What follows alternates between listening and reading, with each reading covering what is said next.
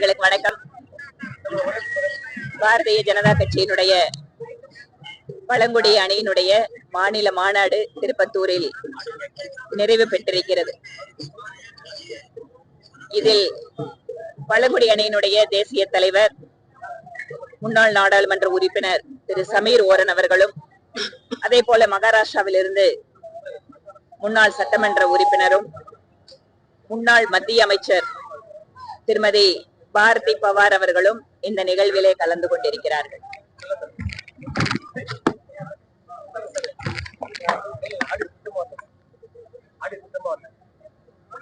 இதற்காக 1% இடஒதுக்கீடு வழங்கப்பட்டு வருகிறது. 2 சட்டமன்ற தொகுதிகள் இருக்கின்றது. ஆனாலும் கூட குறிப்பாக ஒரு இடத்தில் அல்லது ஒரு சில பகுதிகளில் மட்டும் அவர்கள் குவிந்திராமல் தமிழகம் முழுவதுமே கிட்டத்தட்ட 43 இடங்களில் 37 சமுதாயத்தை சார்ந்த பழங்குடி மக்கள் தமிழகத்தில் வாழ்ந்து வருகிறார்கள். அவர்களுக்கான அடிப்படை வசதிகள், கழிப்பிடம், கேஸ் கனெக்ஷன், வங்கி கணக்கு உள்ளிட்ட பல வசதிகள் பிரதமர் நரேந்திர மோடி அவர்கள் ஆட்சிக்கு பின்பாகத்தான் அவர்களுக்கு கிடைத்திருக்கிறது.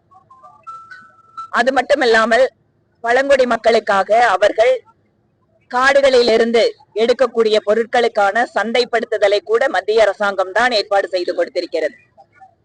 இவ்வாறு பழங்குடி மக்களுடைய மேன்மைக்காக, அவர்களுடைய வளர்ச்சிக்காக உழைத்துக் கொண்டிருப்பது பாரதிய ஜனதா கட்சியும் பிரதமர் மோடி அவர்களும். அது மட்டுமல்ல, அதிகமாக பழங்குடி எம்பிக்களை பெற்றிருக்கக்கூடிய கட்சியும் பாரதிய ஜனதா கட்சி தான். இந்த நாட்டிலேயே உயர்ந்த பொறுப்பு இருக்கக்கூடிய ஜனாதிபதியாக இருப்பதும் பழங்குடி இனத்தை சார்ந்த ஒரு பெண்மணி.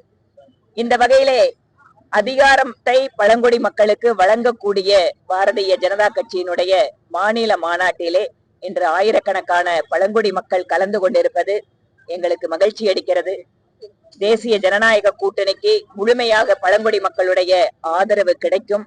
அது மட்டுமல்ல, இருளர் சமுதாயத்தை சார்ந்த பாம்பு பிடிக்கக்கூடிய அவர்களுக்கு பத்மஸ்ரீ விருது வழங்கியது மட்டுமல்ல, இதோ கடந்த வாரம் அறிவித்த பத்மஸ்ரீ விருதுகளில் குறும்ப சமுதாயத்தை சார்ந்த மறைந்த ஓவியருக்கு பத்மஸ்ரீ வழங்கப்பட்டிருக்கிறது.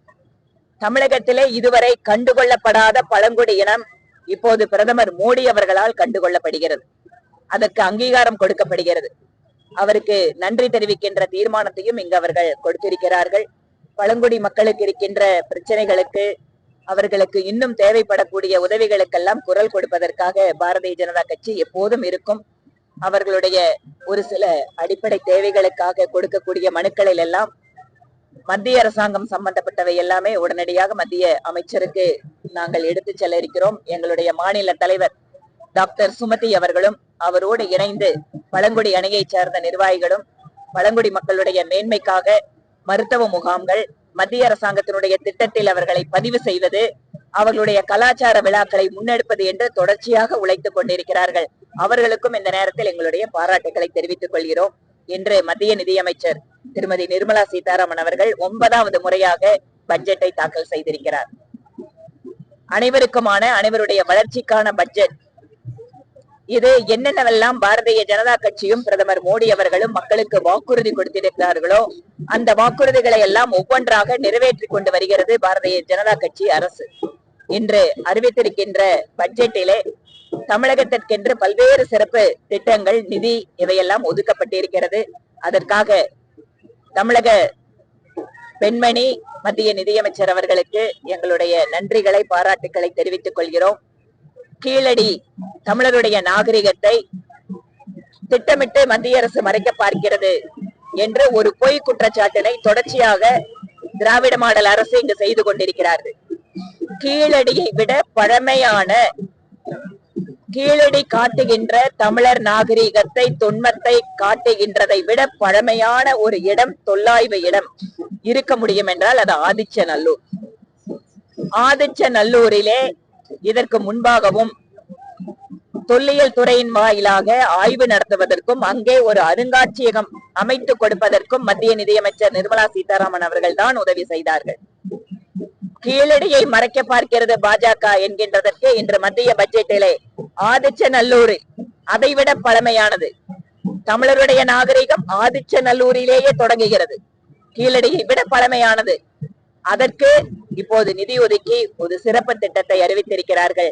ஆக உண்மையிலேயே தமிழருடைய பாரம்பரியத்தை, தமிழருடைய பழமையை, தமிழருடைய தொன்மையை உலகத்திற்கு எடுத்து செல்ல முடியும் என்றால் மத்திய பாஜக அரசு, பிரதமர் மோடி அரசின் மூலமாகத்தான் இது நடக்கும். அதனாலதான் ஆதிச்சநல்லூருக்கு இப்போது சிறப்பு நிதி ஒதுக்கப்பட்டிருக்கிறது. அதே போல கனிம வளங்கள், ரேர் எர்த் மினரல்ஸ், தமிழகம் பல்வேறு சுயநல சக்திகள் வாயிலாக அரசியல்வாதிகள், ஆளும் கட்சியை சார்ந்த குறிப்பாக திமுக அரசு கனிம வள கொள்ளையிலே நேரடியாக அவர்களுடைய அமைச்சர்கள், அவர்களுடைய கட்சியினுடைய நிர்வாகிகள் ஈடுபட்டு கொண்டிருந்தார்கள். இவற்றையெல்லாம் சேனலைஸ் பண்றதுக்கு ரேர் எர்த் மினரலுக்காக தனியா ஒரு காரிடார் அமைக்கக்கூடிய செய்தியும் இன்று பட்ஜெட்டிலே கொடுக்கப்பட்டிருக்கிறது. இவை வாயிலாக நம்முடைய மக்களுடைய வளம், இயற்கை வளம், கனிம வளம் சில சுயநல சக்திகளுடைய பாக்கெட்டிற்கு செல்லாமல் நாட்டு மக்கள் திரும்ப வருவதற்கான ஒரு மிகப்பெரிய வாய்ப்பு உருவாகும். இன்னும் கூட பட்ஜெட்டில நிறைய விஷயங்கள் அறிவிக்கப்பட்டிருக்கிறது.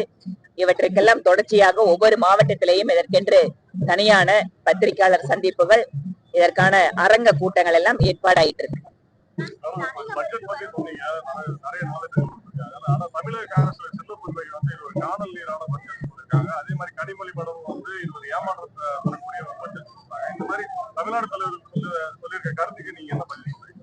காங்கிரஸ் தலைவர் சொன்னதாகட்டும், திருமதி கனிமொழி அவர்கள் சொன்னதாகட்டும், இந்த திரைப்படத்துல வசனம் வர்ற மாதிரி 2 லைன்ல ட்வீட் போட்டுட்டா வேலை முடிஞ்சிருச்சுன்னு நினைக்கிறாங்க.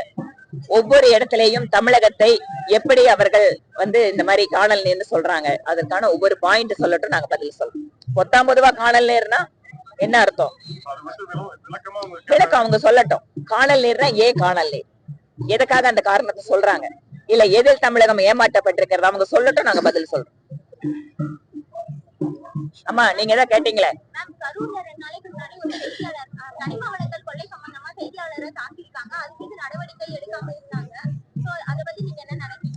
இந்த திராவிட மாடல் அரசு எப்படி நடந்திருக்குது அப்படின்னா, ஒன்று அவர்களுடைய குடும்ப தலைவர்களுடைய, குடும்ப உறுப்பினர்களுடைய புகழ் பாடுவது, அவர்களை எல்லாம் அரசாங்க பதவியில அமர வைக்கிறது. 2வது, இந்த அரசாங்கத்தை பற்றி ஊடகங்கள் யாராவது பேசினாலும் சரி, அல்லது தனிநபர்கள் யாராவது இதை பற்றி விமர்சிச்சாலும் உடனடியாக அவர்களுக்கு பரிசு என்பது கைது, சிறை.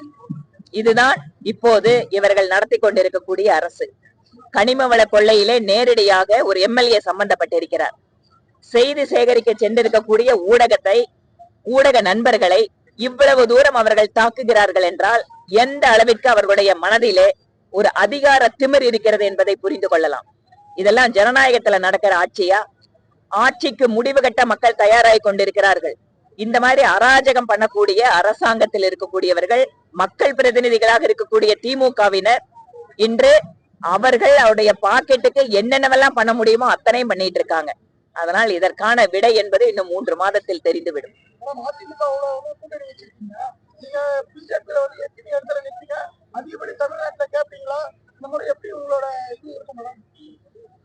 தேசிய ஜனநாயக கூட்டணியில பாரதிய ஜனதா கட்சிக்கு எத்தனை தொகுதிகள், யார் வேட்பாளர், எந்தெந்த தொகுதிகள், இது எல்லாமே தேசிய தலைமை தான் முடிவெடுக்கும். தேசியத்துல எங்களுடைய தலைவர் திரு நிதின் நபீன் அவர்களும், மத்திய உள்துறை அமைச்சர் திரு அமித்ஷாஜி அவர்களும் இதற்கென்று எல்லா விதமான ஏற்பாடுகளையும் செய்து கொண்டிருக்கிறார்கள்.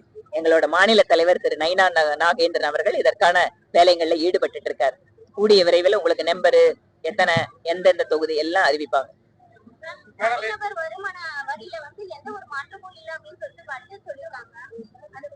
இப்பதான் நம்ம போன வருஷம் இன்க்ரீஸ் பண்ணிருக்காங்க. ரொம்ப நாள் கோரிக்கை, 50 வருஷத்துக்கு மேல இருந்த கோரிக்கைய போன வருஷம் நிறைவேற்றியாச்சு.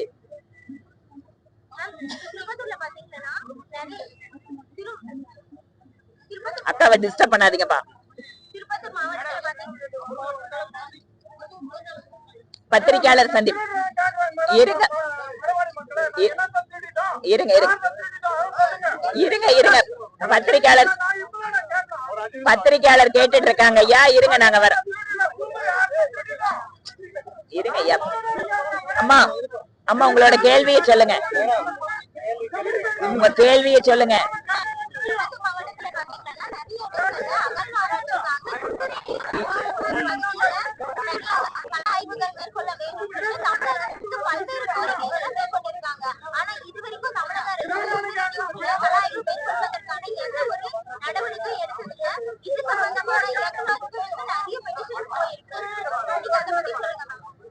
அகழ்வாராய்ச்சி பண்றதுக்கோ தொல்லியல் துறை ஆய்வுக்கோ அப்படின்னு வரும்போது அதற்கென்று இருக்கின்ற ஆதாரங்களை ஒருவேளை அது மாநில அரசே செய்யலாமா அல்லது மத்திய தொல்லாய்வு துறைக்கு அது கொடுக்கலாமாங்கிறத மாநில அரசு தான் முடிவு பண்ணணும். ஒருவேளை அந்த பகுதி மக்களுடைய கோரிக்கை இருந்தால் அந்த நியாயத்திற்காக பாரதிய ஜனதா கட்சி உறுதுணையா இருக்கு.